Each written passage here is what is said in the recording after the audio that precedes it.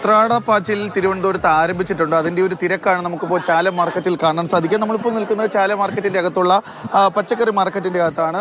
മഴ മാറി നിൽക്കുന്നത് ഒരു ആശ്വാസമാണെങ്കിൽ പോലും കച്ചവടം കുറവാണെന്നാണ് വിറ്റുകാർ പറയുന്നത്. ചേട്ടാ, എങ്ങനെയുണ്ട് ഈ വർഷത്തെ കച്ചവടം? ഇപ്പം ഈ ആഴ്ചയിൽ കുഴപ്പമില്ല, കഴിഞ്ഞാഴ്ചയിലൊക്കെ മോശം തന്നെയായിരുന്നു. മഴ മാറി നിൽക്കുന്ന ഒരു ആശ്വാസമാണല്ലേ? തീർച്ചയായിട്ടും. നേരത്തെ ഒരു വിഷമം പറയുന്ന കേട്ടു, വീട്ടിൽ പോയി മക്കളെയൊക്കെ കണ്ടിട്ട് കുറച്ചായെന്ന്.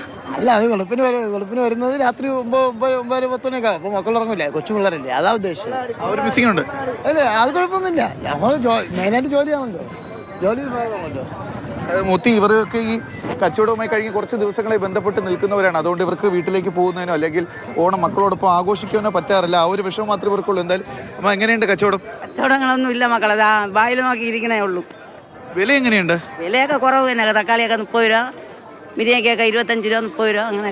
സാധാരണ ഓണം വെച്ച് നോക്കുമ്പോൾ ഇപ്പൊ വില കുറവാണല്ലേ? ഇപ്പം വില കുറവാണ്. പിന്നെ എന്തുകൊണ്ടായിരിക്കും ആള് കുറയുന്നത്? ആള് കുറയുന്ന എല്ലാം പോത്തീസ്, രാമചന്ദ്ര, അങ്ങനെ അവരങ്ങ് മോത്തി, സാധാരണഗതിയിൽ മുൻപൊക്കെ ഓണസമയം ഓണക്കാലം എത്തിക്കഴിഞ്ഞാൽ ഏറ്റവും കൂടുതൽ ആളുകൾ ഈ പച്ചക്കറി വാങ്ങുന്നതിന് വേണ്ടി എത്തുന്നത് ചാല മാർക്കറ്റിലേക്കാണ്. പക്ഷേ ഈ വലിയ മാളുകളൊക്കെ വന്നപ്പോൾ കൂടുതൽ ആൾക്കാർ അങ്ങോട്ടേക്ക് പോകുന്നു എന്നാണ് ഇവിടുത്തെ കച്ചവടക്കാർ പറയുന്നത്. അതുകൊണ്ടാണ് ഇവർക്ക് ഈ ഒരു കച്ചവടം കുറയുന്നതെന്ന് പറയുന്നു. ചേട്ടാ, എങ്ങനെയുണ്ട് ഈ വർഷത്തെ വിലയും കച്ചവടമൊക്കെ? വളരെ വില കുറവാണ്. എല്ലാ കൊല്ലത്തിനും വളരെ ആൾക്കാർ വളരെ മാർക്കറ്റ് കുറവാണ്. അല്ലെങ്കിൽ ഇവിടെ അടുക്കാൻ പറ്റില്ല. ഉത്രാടപ്പാച്ചിലിനുള്ള സാധാ തിരക്കില്ല അല്ലേ? ഇല്ല, ഇല്ലെങ്കിൽ ഈ സമയത്ത് ആർക്കും ഇങ്ങനെ വരാൻ പറ്റില്ല, അത്രയും തിരക്കായിരിക്കും. വിലയൊക്കെ എങ്ങനെയാണ്? തക്കാളിയൊക്കെ ഒരു കിലോ ഇപ്പൊ എങ്ങനെയാണ് വില? 30 വില. അതേപോലെ കഴിഞ്ഞ ആഴ്ച തക്കാളി വില കൂടുതലായിരുന്നു. ഈ ഓണം വില കുറവാണ്. കഴിഞ്ഞ ആഴ്ച 60 രൂപ വരെ തക്കാളി പറ്റും.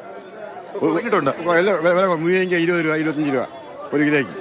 ഇല്ലെങ്കിൽ എല്ലാ ഓണത്തിനും ഡബിൾ വിലയായി. വളരെ സജീവമായി മുന്നോട്ട് പോകുന്ന ഒരു സമയമാണ്. നേരത്തെ ജിബിൻ സൂചിപ്പിച്ചതുപോലെ വലിയ മോളുകൾ ഒക്കെ ഉള്ള സമയം. അപ്പോൾ ഒരു കുടക്കീഴിൽ എല്ലാം കിട്ടുമ്പോൾ അത് തപ്പിപ്പോകുന്ന മനുഷ്യരേറെയാണ്. അങ്ങനെ മാറ്റങ്ങൾ വരുമ്പോൾ അതിനനുസരിച്ച് പിടിച്ചു നിൽക്കാൻ കഴിയാതെ പോകുന്നത് ഇത്തരം ചില സാധാരണ കച്ചവടക്കാർക്കാണ്. അവരും അതിലേക്ക് ഈ ഡിജിറ്റൽ വ്യാപാരത്തിലേക്ക്, വീടുകളിൽ കൊണ്ടെത്തിക്കുന്ന സംവിധാനത്തിലേക്ക്, ഫോണിൽ കാര്യങ്ങൾ ഓർഡർ ചെയ്താൽ വീട്ടിലെത്തുന്ന രീതിയിലേക്കൊക്കെ കാര്യങ്ങൾ മാറിയാൽ മാത്രമേ ഇതിൽ ഒരു മാറ്റം ഉണ്ടാവൂ എന്ന് തോന്നുന്നു. മാറ്റം എല്ലാവർക്കും ഉണ്ടാവട്ടെ, അല്ലേ? എന്താണ് അവിടെ നിന്നുള്ള വിവരങ്ങൾ? മഴയിൽ കുതിർന്ന ഓണമാണോ കണ്ണൂര്? Mothi, good morning. കഴിഞ്ഞ 2 ദിവസമായി നല്ല മഴയാണ്. ഇന്ന് രാവിലെയും മഴയുണ്ടായിരുന്നു. പക്ഷേ ഇപ്പോൾ അല്പം മഴ മാറി നിൽക്കുന്നു. പക്ഷേ അതൊരു വലിയ ആശ്വാസമൊന്നുമല്ല. കാരണം ഏത് നിമിഷവും മഴ പെയ്യാവുന്ന അവസ്ഥയാണ്.